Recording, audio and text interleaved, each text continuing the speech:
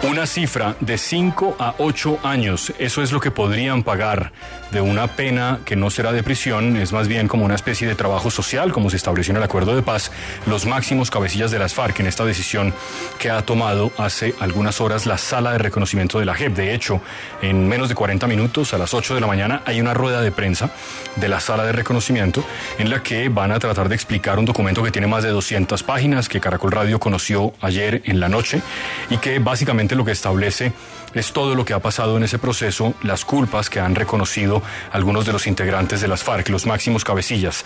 Esta frase: ni la humillación, ni las cadenas, ni el maltrato han sembrado en mí el rencor ni venganza. Soy de la casta de líderes honestos, valientes y dignos que construirán una patria en paz. Eso afirmaba en una prueba de supervivencia Juan Carlos Narváez. Era en aquel momento, en el 2002, el presidente de la Asamblea del Valle.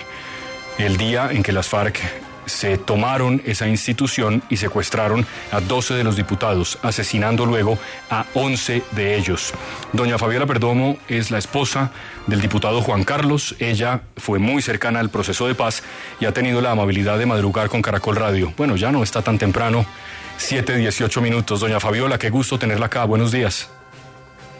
Hola, muy buenos días para usted, para todo el equipo y para los oyentes. Sí, muy duro volver a escuchar esa frase de Juan Carlos que siempre la llevamos y la hemos asumido como parte nuestra para continuar con ese legado de él de trabajar por la paz de este país. Sí, si me permite decirlo, doña Fabiola, es muy evidente en su trabajo haciendo esto, ayudando en los procesos de paz, en los procesos de reconciliación de un país que se ha odiado tanto, que usted se lo ha tomado como parte integral de su vida. Eso es, me parece que evidente. ¿Cómo tomó la decisión de la JEP, doña Fabiola?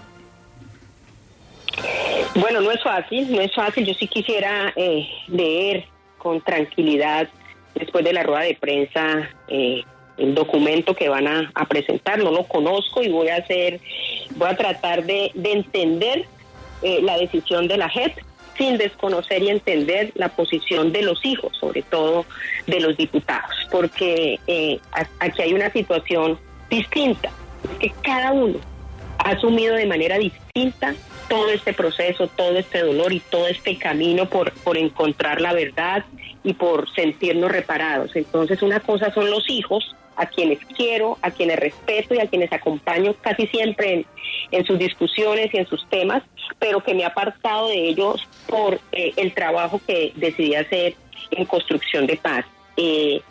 Entiendo la posición de los hijos que no están satisfechos con la construcción de verdad, con lo que no han encontrado respuesta a muchas de sus preguntas. Y lo digo básicamente porque ellos tenían, en el momento del secuestro, estaban entre 2 y 12 años, claro, ¿cierto? Claro.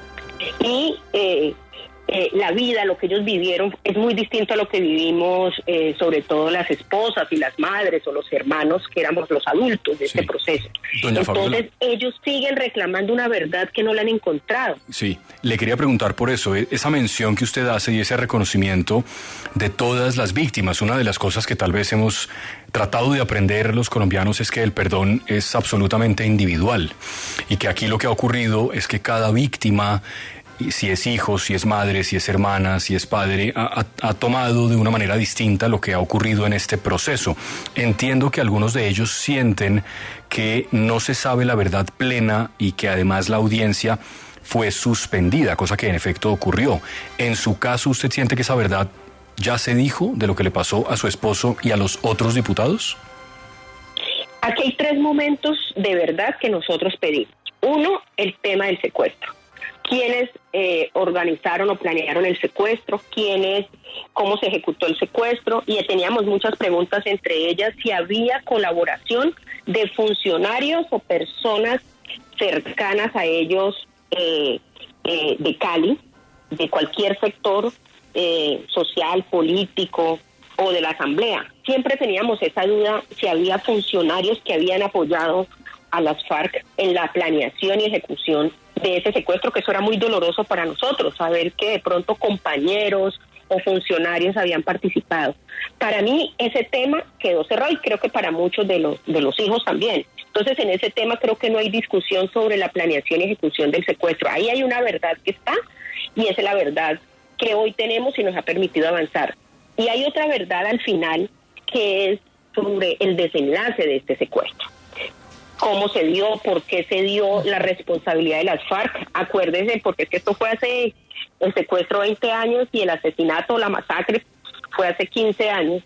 Y es que había muchas versiones, y una de ellas era que era un intento de rescate por parte del ejército, otra que era una retaliación de las FARC contra los diputados, porque un mes atrás le habían dado de baja a uno de los comandantes que había organizado el secuestro, alias JJ, entonces que había una retaliación, había rabia y que por eso los habían asesinado, y había una tercera versión que fue la que ellos ratificaron y asumieron como responsabilidad, que había sido una confusión de dos frentes, del 70 y el 29 de las FARC, que se encontraron, y en esa confrontación murieron los diputados, quienes ellos dieron la orden de asesinarlos porque creían en esa confusión que era que los iban a rescatar. Entonces eso es importante recordarle a la opinión pública estas versiones, y eso para nosotros, o para mí y mi familia, también quedó clara frente a la verdad, que ellos asumieron esa responsabilidad, no se excusaron, y contaron cómo había sido, cómo fue ese enfrentamiento y todo lo que ocasionó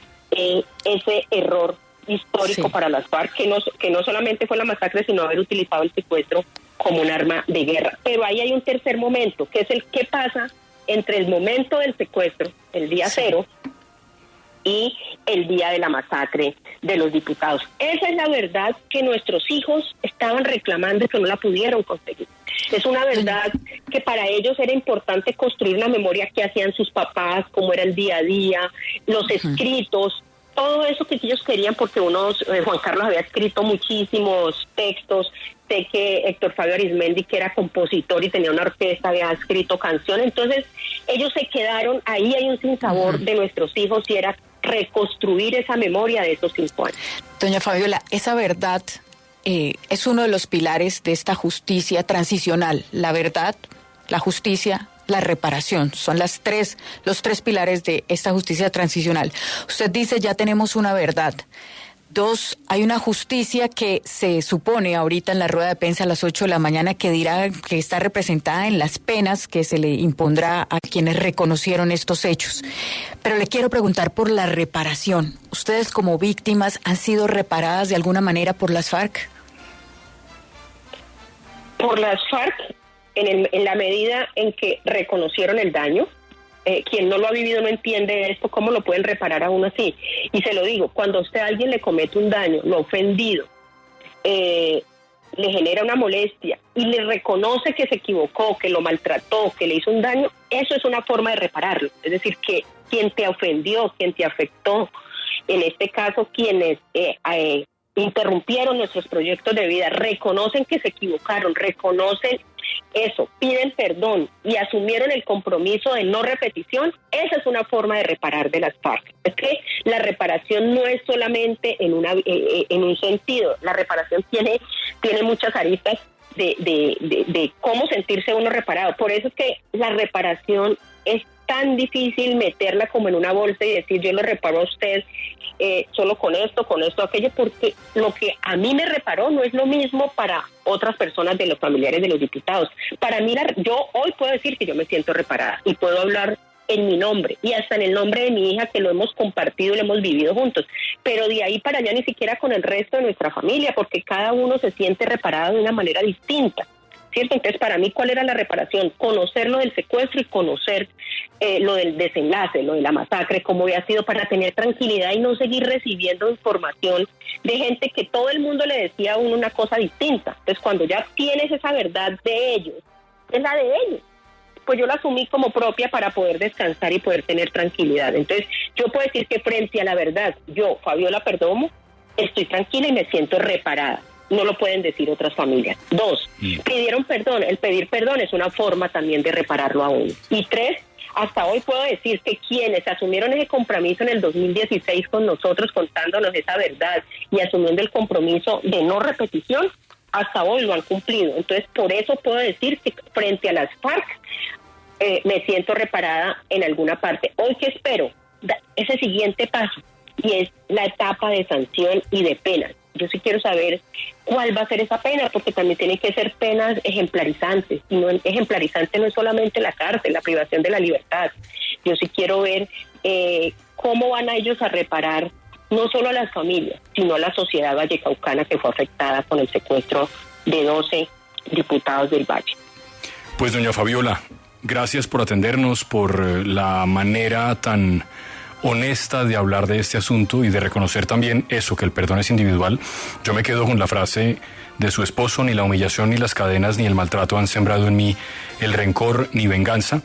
Lea la decisión, doña Fabiola, es extensa, ahí está explicado por qué para uno de ellos se piden 5 años de privación de la libertad, porque no tenía un contacto directo con las tropas, y para el resto 8 años, y está también explicado qué es lo que podrían hacer y cómo se va a hacer ese seguimiento de una pena que en efecto no puede solamente ser simbólica.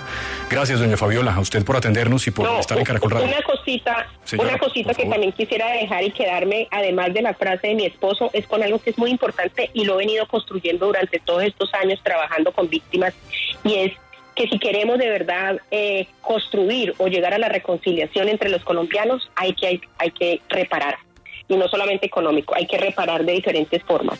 Hay que reparar para poder reconciliarnos en este país. Muchísimas gracias y que tengan un buen día. Gracias, doña Fabiola, a usted por acompañarnos.